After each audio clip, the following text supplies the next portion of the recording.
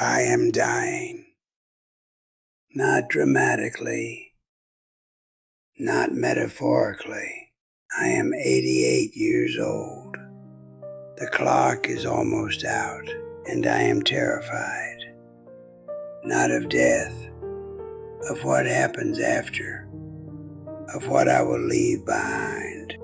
He is 50 years old, 50, a grown man with gray in his hair and lines on his face.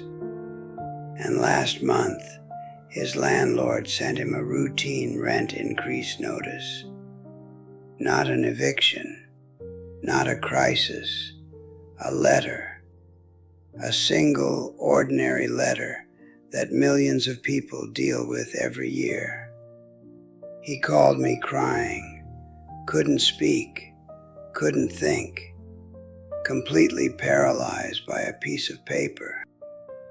I held the phone and I listened to my 50-year-old son fall apart over something that should have taken him 20 minutes to resolve. And in that moment, with the phone pressed against my ear and my hand shaking, not from age, but from something colder, I understood what I had built over 50 years of devoted, tireless, loving work. I had built a man who cannot stand up. I grew up with nothing, and I do not say that for sympathy. I say it because it is the fact that drove every single decision I made as a father. We were poor in a way that had texture to it. The cold in our house in winter had a specific smell, damp concrete and something metallic. My shoes had cardboard inside them for 2 winters in a row because the soles had worn through and my father could not afford new ones. I watched my mother water down soup and tell us it was a recipe. I knew she was lying. She knew I knew. We never spoke about it. My father did not protect me from any of it. Not because he did not love me. I know now that he loved me completely. But because he understood, in the wordless way that generation understood things, that difficulty was not the enemy of a good life. Difficulty was the material a good life was made from. I hated that understanding when I was young. It felt like an excuse. It felt like abandonment dressed in philosophy. So I made my promise. Before my son was even born, I made it. He will never wear cardboard in his shoes. He will never taste watered down soup. He will never feel that specific cold. I will stand between him and every hard edge this world has. That is what a father does. That is what love looks like when it is serious. For decades, I believed that with my whole chest. I paid off his debts without telling him it was a problem. I bought the apartment. I called people. I smoothed things. When his first marriage showed cracks, I intervened.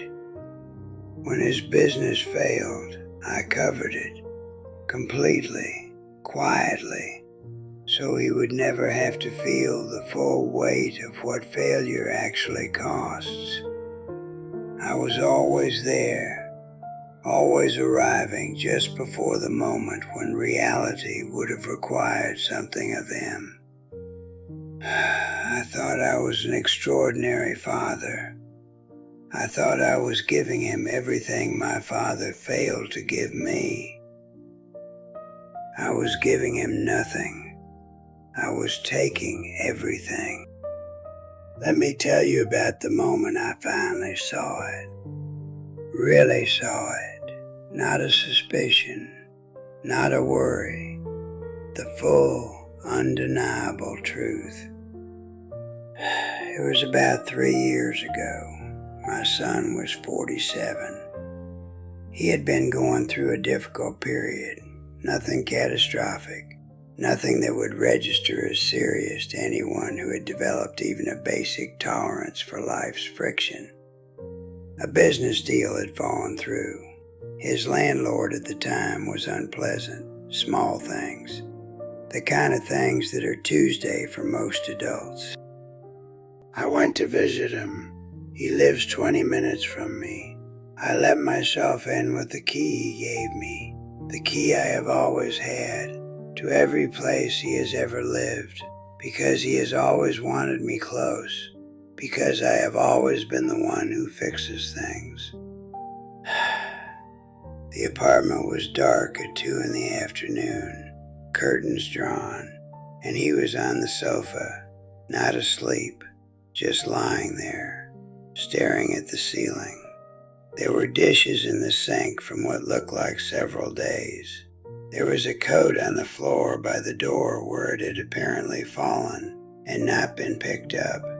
The television was on with the sound muted, throwing pale light across the room. It smelled stale.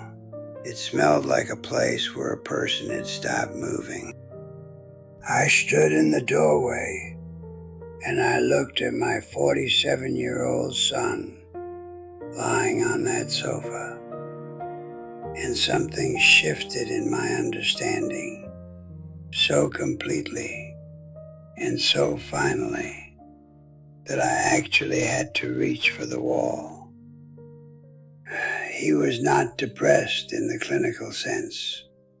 I want to be precise about this. He was defeated. There is a difference. Depression is an illness that arrives uninvited. What I was looking at was something I had constructed carefully over decades.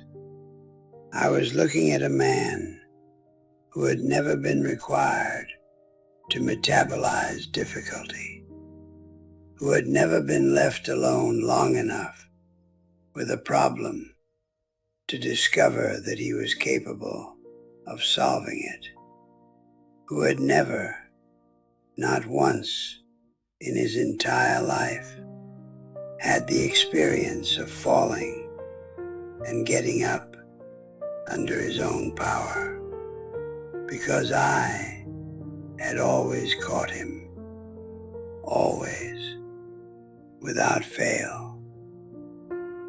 Every time I caught him, I told myself it was love. Every time I caught him, I was amputating something. He heard me come in, and he turned his head and looked at me with an expression I will take to my grave. It was not shame. It was not even sadness. It was relief. Automatic, immediate, total relief. Because I had arrived. Because I always arrived. Because somewhere deep in the architecture of his nervous system, a father arriving meant the problem was about to disappear. He was 47 years old, and his face looked like a child's. I sat down across from him. The muted television flickered between us, and I knew I was looking at my life's work. Every sacrifice, every payment, every smoothed over crisis, every stone I had ever removed from his path, all of it accumulated into this: a middle-aged man lying in a darkened room, waiting to be rescued from ordinary life. I had not protected him from hardship. I had protected him from himself. I had never allowed him to discover what he was made of, because I was always too quick to prove what I was made of instead. I am 88 now, I know what that means. I am not being dramatic. I am being mathematical. The time I have left is short, and every week that passes, I feel the specific terror of a man who is about to leave a job unfinished. Except this job cannot be finished. That is the part that keeps me awake. When I go, and I will go, soon, probably, there will be no one to catch him.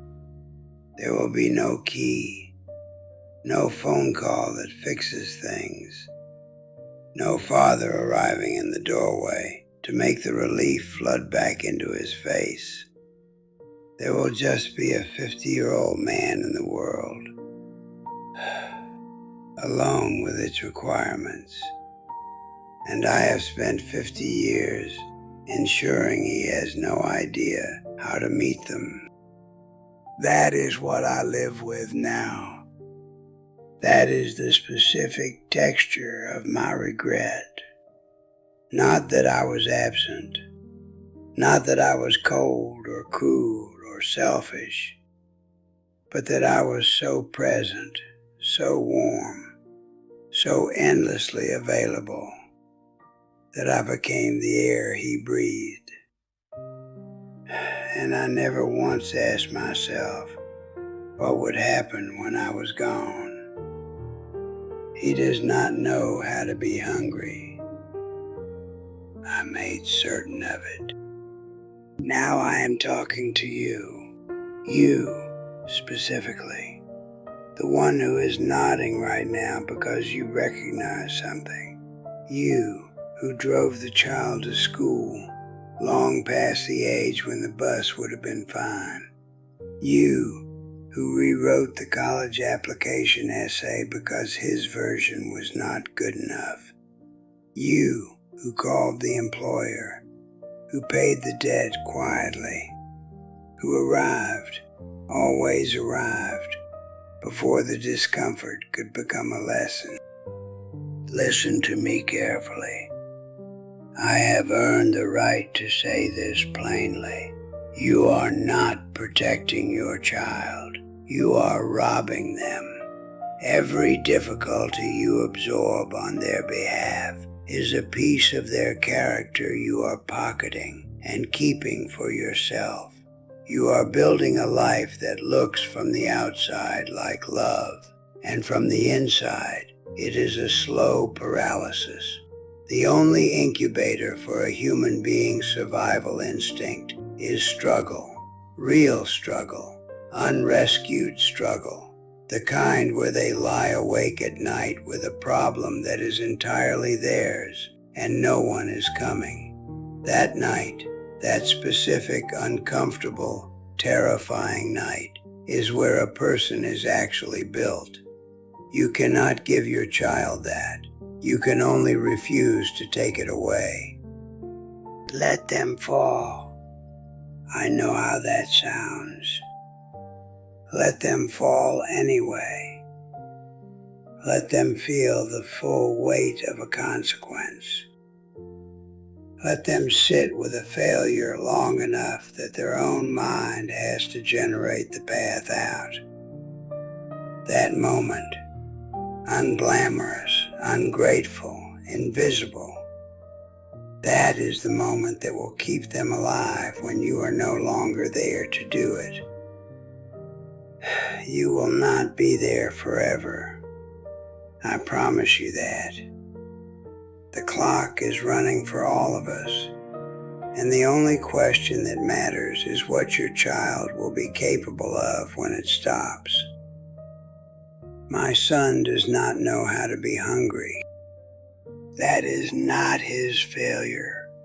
That is my masterpiece. Do not make mine yours.